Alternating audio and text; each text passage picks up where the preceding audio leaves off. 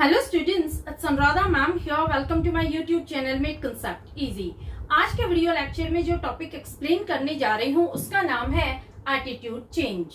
Last video lecture में मैंने आपको डिटेल में एटीट्यूड फॉर्मेशन के बारे में बताया है कि किस तरह से इंडिविजुअल का एटीट्यूड फॉर्म होता है through association, through reward and punishment, through modelling, through cultural norms and through media. ये पांचों ही पॉइंट्स मैंने आपको विद एग्जांपल डिटेल में एक्सप्लेन किए हैं। इसके साथ मैंने आपको उन फैक्टर्स के बारे में भी एक्सप्लेन किया है जो एटीट्यूड फॉर्मेशन को इन्फ्लुएंस करते हैं। तो पूरा वीडियो लेक्चर आप ध्यान से देख लेना क्योंकि वो बेसिक है इस टॉपिक का।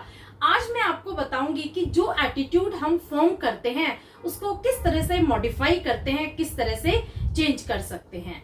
देखो, अगर एटीट्यूड फॉर्मेटिव स्टेज में है तो उसको इजिली मॉडिफाई किया जा सकता है as compared to formally established stage. तो कौन कौन से प्रोसेस हैं, कौन कौन से इन्फ्लुएंसेस हैं जिनके थ्रू हम एटीट्यूड को मॉडिफाई कर सकते हैं। तो पूरा वीडियो लेक्चर ध्यान से देखना, स्टार्टिंग से एंड तक देखना, क्योंकि मैंने आपको बिल्कुल एनसीईआरटी के अकॉर्डिंग ही एक्सप्लेन किया है। जो एग्जाम्पल लिए हैं वो भी मैंने आपको एनसीईआरटी के ही दिए हैं, इसलिए पूरा वीडियो लेक्चर स्टार्टिंग से एंड तक पूरा फुल कंसंट्रेशन के साथ देखना। तो आप कैसे डिफाइन करेंगे प्रोसेस ऑफ एटीट्यूड चेंज। देखो, जो ये एटीट्यूड चेंज का प्रोसेस है इसको 3 कंपोनेंट्स में डिवाइड किया गया है। पहला कंपोनेंट है कंसेप्ट ऑफ बैलेंस, दूसरा है कॉग्निटिव डिसोनेंस और तीसरा है द 2 स्टेप कंसेप्ट। आज के वीडियो लेक्चर में मैं आपको फर्स्ट एंड सेकंड ये दोनों कंपोनेंट डिटेल में विद एग्जांपल एक्सप्लेन करूंगी। जो थर्ड कंपोनेंट है ये मैं आपको नेक्स्ट वीडियो लेक्चर में एक्सप्लेन करूंगी। तो सबसे पहले मैं ले रही हूँ कंसेप्ट ऑफ बैलेंस। देखो, कंसेप्ट ऑफ बैलेंस दिया है फ्रिट्ज हैदर ने। इन्होंने एक मॉडल दिया है जिसको POX ट्रायंगल के नाम से जाना जाता है।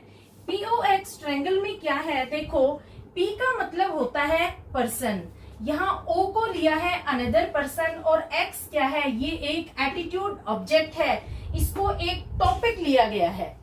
POX मॉडल का मेन आइडिया क्या है कि इन तीनों में एक बैलेंस होना चाहिए, इन तीनों की एक ही डायरेक्शन होनी चाहिए। अगर इन तीनों में इम्बैलेंस होता है तो यहाँ पर एटीट्यूड चेंज की रिक्वायरमेंट होती है। तो आपको मैं बताऊंगी POX में किस तरह से इम्बैलेंस होता है और किस तरह से बैलेंस होता है। तो ध्यान से आप कंसंट्रेट करके देखो। सबसे पहले इसका हम बेसिक आइडिया देखते हैं। बेसिक आइडिया क्या है, attitude changes if there is imbalance in all 3 aspect of attitude. अगर इन तीनों एस्पेक्ट ऑफ एटीट्यूड में किसी एक में भी इम्बैलेंस है तो वहां पर हमें एटीट्यूड चेंज करना पड़ेगा। कैसे, देखो, इम्बैलेंस कैसे होता है और बैलेंस कैसे होता है ये मैं आपको बता रही हूँ। When all 3 sides are negative of POX triangle, यानी जो POX ट्रायंगल हम बनाते हैं इसमें तीनों ही साइड नेगेटिव है तो वहां पर जो सिचुएशन अराइज होगी वो होगी इम्बैलेंस की।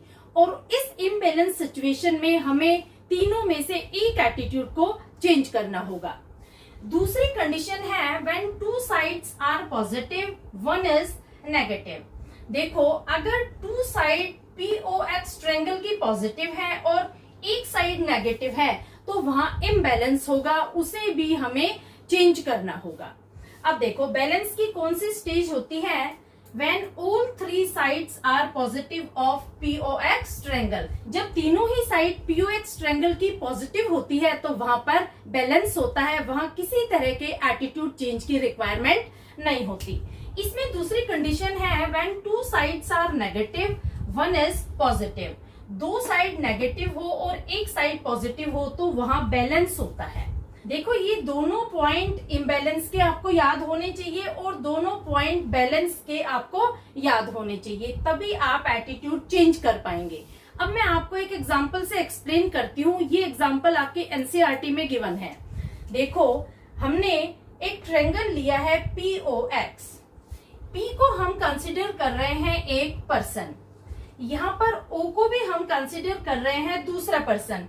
P और O ये दोनों पर्सन है और जो X है ये क्या है, ये एक एटीट्यूड ऑब्जेक्ट है, यानी यहाँ हमने एक टॉपिक लिया है, जो टॉपिक है डॉरी सिस्टम। डॉरी सिस्टम पता है ना, डॉरी का मतलब होता है दहेज। अब देखो P और O ये दोनों एक दूसरे को लाइक करते हैं, ये दोनों फ्रेंड हैं। तो P का O के लिए पॉजिटिव एटीट्यूड है और O का P के लिए पॉजिटिव एटीट्यूड है, तो यहाँ पर PO इज पॉजिटिव। एक एस्पेक्ट आपको क्लियर हो गया, यहाँ पर PO ये पॉजिटिव है। अब देखो P का एक बेटा है और O की एक बेटी है। यहाँ पर P प्लानिंग कर रहा है अपने बेटे की शादी O की बेटी से करने के लिए, क्योंकि ये दोनों फ्रेंड हैं। देखो यहाँ पर इनका जो एटीट्यूड है वो तो एक दूसरे के लिए पॉजिटिव है, लेकिन इनका जो बिलीफ डॉरी के लिए है वो एक दूसरे से मैच नहीं कर रहा। P का डॉरी के लिए किस तरह का कॉग्निशन है कि वो डॉरी सिस्टम को पसंद करता है, यानी P का एटीट्यूड डॉरी के लिए पॉजिटिव है। उसकी सोच क्या है कि हमें शादी में डॉरी यानी दहेज लेना चाहिए, तो यहाँ पर उसका एटीट्यूड डॉरी के लिए पॉजिटिव होगा। तो हम P और X को पॉजिटिव दिखाएंगे। देखो यहाँ पर पॉजिटिव एटीट्यूड है किसका, P का X के लिए, तो यहाँ पर P और X पॉजिटिव हो जाएंगे। ये हमारी दूसरी कंडीशन आ गई। पहली क्या आई, PO इज पॉजिटिव, दूसरी PX इज पॉजिटिव। दो पॉजिटिव हमें मिल गए। अब देखो तीसरा जो पर्सन O है उसका कॉग्निशन डॉरी के लिए नेगेटिव है, यानी वो नेगेटिव एटीट्यूड रखता है डॉरी के लिए। उसका कॉग्निशन क्या है, उसका बिलीफ क्या है, वो ये सोचता है कि हमें ना दहेज लेना चाहिए ना देना चाहिए। तो यहाँ पर देखो, यहाँ OX इज नेगेटिव, यानी O का एटीट्यूड X के लिए नेगेटिव है। तो ये तीन एस्पेक्ट हमें मिले हैं। इसमें देखो दो हमें पॉजिटिव एस्पेक्ट मिल रहे हैं, तीसरा नेगेटिव एस्पेक्ट मिल रहा है। और मैंने आपको क्या बताया था कि जब दो पॉजिटिव होते हैं और एक नेगेटिव होता है तो सिचुएशन क्या होती है, इम्बैलेंस की। देखो मैंने लिखा भी है, when two sides are positive, one is negative, then there is imbalance। तो जब इम्बैलेंस की सिचुएशन अराइज होती है तो वहां पर एटीट्यूड चेंज की रिक्वायरमेंट होती है। तो अगर इसमें हमें बैलेंस करना है, इस इम्बैलेंस सिचुएशन को चेंज करके अगर हमें बैलेंस सिचुएशन लानी है, तो इन दोनों के एटीट्यूड में हमें एक के एटीट्यूड को चेंज करना होगा। कैसे, या तो हम P के एटीट्यूड को X के लिए नेगेटिव बना देते हैं। जैसे P क्या कहता है कि हमें शादी में दहेज लेना चाहिए, तो इसका जो बिलीफ है डॉरी के लिए वो चेंज हो जाए, ये डॉरी को डिसलाइक करना चाहिए। तो इसका रिजल्ट क्या होगा, P का नेगेटिव एटीट्यूड हो जाएगा। देखो यहाँ P का नेगेटिव हो गया, दूसरा यहाँ O का भी नेगेटिव था और यहाँ ये पॉजिटिव है, तो दो नेगेटिव हो गए, एक पॉजिटिव हो गया। तो यहाँ पर बैलेंस की सिचुएशन आ जाती है। बैलेंस में क्या होता है कि जब दो नेगेटिव होते हैं एक पॉजिटिव होता है तो बैलेंस होता है। देखो two sides are negative, one is positive, then there is balance. तो देखो इस इम्बैलेंस सिचुएशन को हमने कैसे बैलेंस किया, हमने P के एटीट्यूड को X के लिए चेंज कर दिया, यहाँ मॉडिफाई कर दिया। पहले उसका पॉजिटिव एटीट्यूड था, अब उसका नेगेटिव एटीट्यूड बन जाता है डॉरी के लिए। अब वो दहेज नहीं मांग रहा अपने बेटे की शादी में। तो यहाँ पर क्या होगा, ये बैलेंस हो जाएगा। बैलेंस में यानी दो नेगेटिव और एक पॉजिटिव, ये भी नेगेटिव है, ये भी नेगेटिव है और ये पॉजिटिव है, तो यहाँ पर बैलेंस हो जाएगा। दूसरी सिचुएशन देखते हैं। देखो अगर P कहता है कि नहीं मैं तो दहेज लूंगा, वो डॉरी को फेवर करता है, तो यहाँ पर हम O का एटीट्यूड चेंज करते हैं। O का बिलीफ क्या है कि वो डॉरी नहीं देना चाहता, वो कहता है कि मैं दहेज नहीं दूंगा, ये उसका इनिशियल कॉग्निशन है। लेकिन अब हम इसका एटीट्यूड चेंज करते हैं।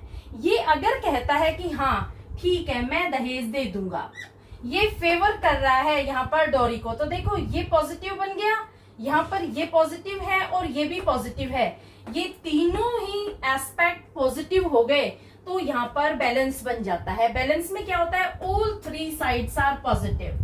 जब POX मॉडल की तीनों साइड पॉजिटिव हैं, तो भी बैलेंस की सिचुएशन आ जाती है। समझ में आया? ये दोनों पॉइंट आपको क्लियर हो गए। देखो P का पहले जो इनिशियल एटीट्यूड था डॉरी के लिए, उसको हमने चेंज किया।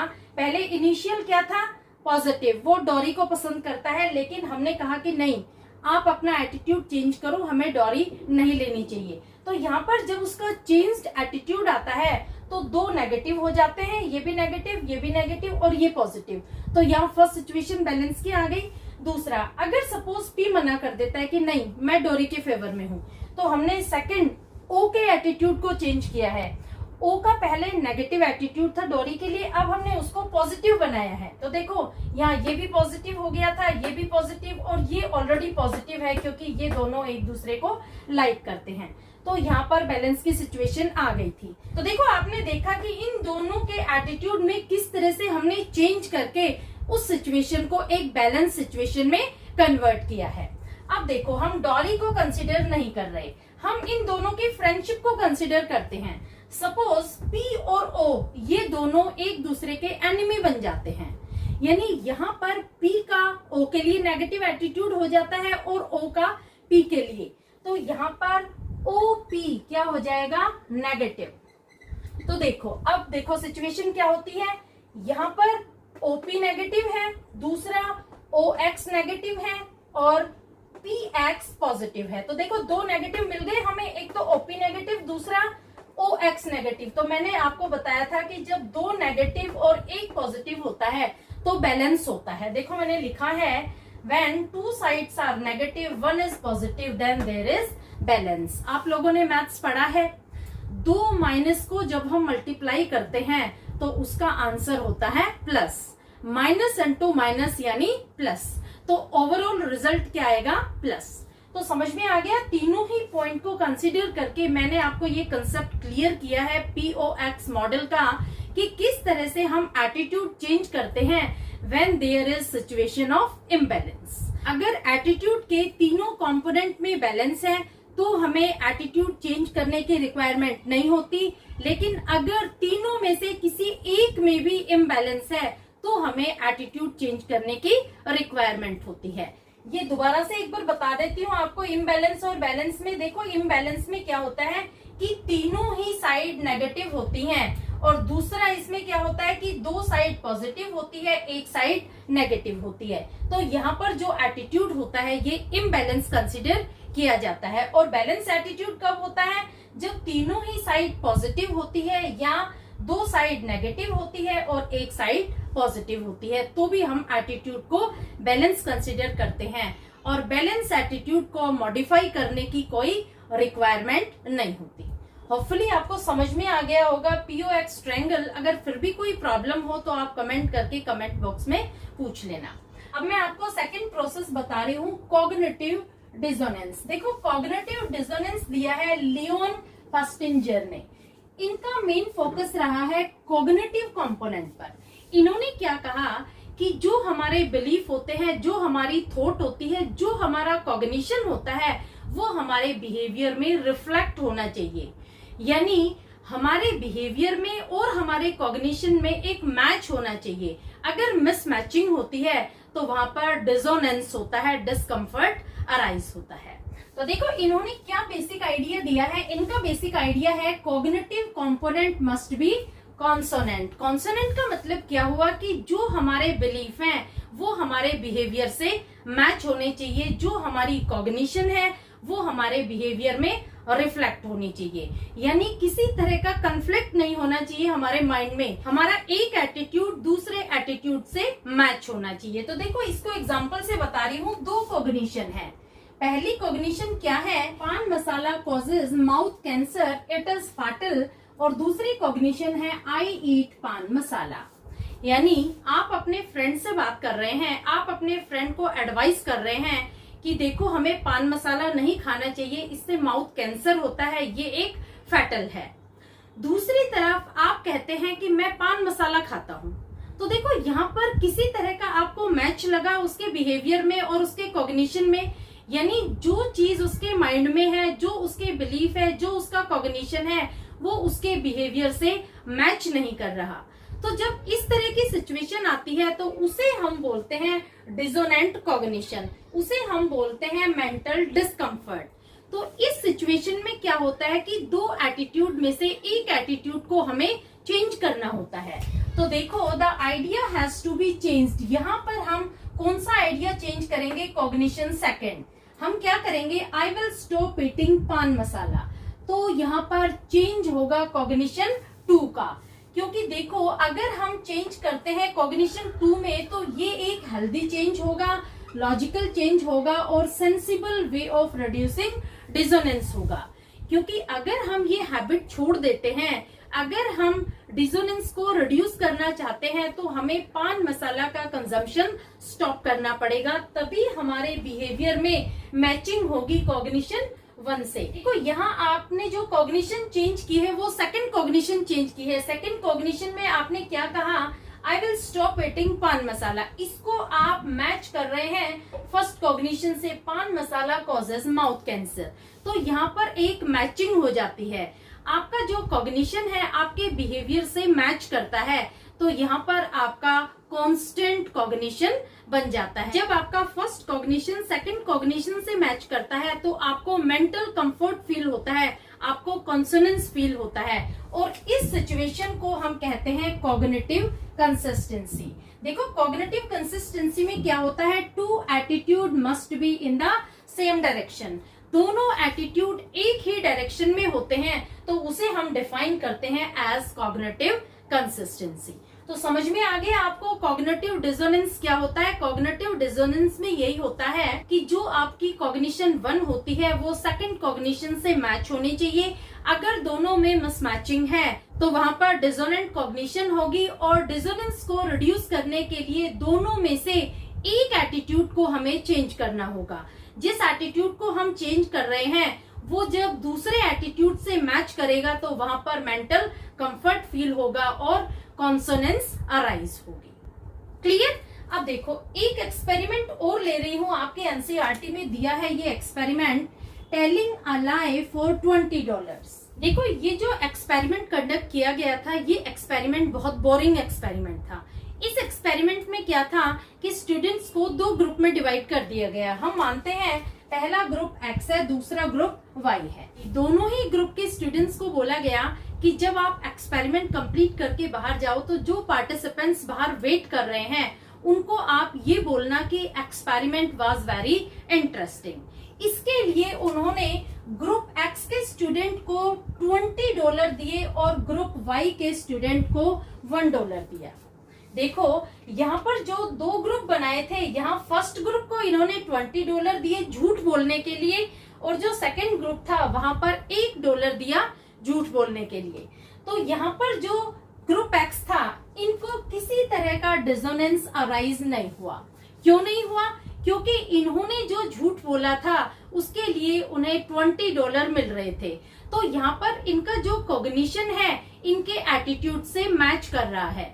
इन्होंने सोचा कि कोई बात नहीं, हम बाहर जाके बोल देंगे कि जो एक्सपेरिमेंट था दैट वाज वेरी इंटरेस्टिंग, क्योंकि हमें यहाँ इसके बदले $20 मिल रहे हैं। तो $20 काफी होते हैं इस झूठ के लिए। तो यहाँ पर इनके माइंड में किसी तरह का कोई डिस्कम्फर्ट अराइज नहीं हुआ। तो यहाँ पर इन्होंने told a lie that experiment was very interesting for $20। यहाँ पर इन्होंने $20 के लिए बहुत कंफर्टेबली बाहर जाकर के झूठ बोल दिया, किसी तरह का डिसोनेंस अराइज नहीं हुआ।